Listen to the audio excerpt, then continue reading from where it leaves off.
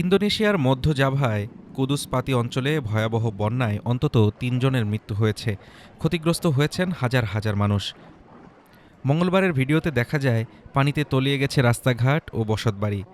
বুক সমান পানির মধ্যে দিয়ে দড়ি ধরে চলাচল করছেন স্থানীয়রা। ঘরছাড়া পরিবারগুলো আশ্রয় নিয়েছেন মসজিদসহ বিভিন্ন অস্থায়ী আশ্রয়কেন্দ্রে। একজন বন্যাকবলিত বাসিন্দা জানান, প্রায় ১ সপ্তাহ ধরে পানি নামলেও আবার ফিরে আসছে। টানা বৃষ্টির পাশাপাশি উজান থেকে ভেসে আসা ময়লাও পরিস্থিতিকে আরও ভয়াবহ করে তুলছে।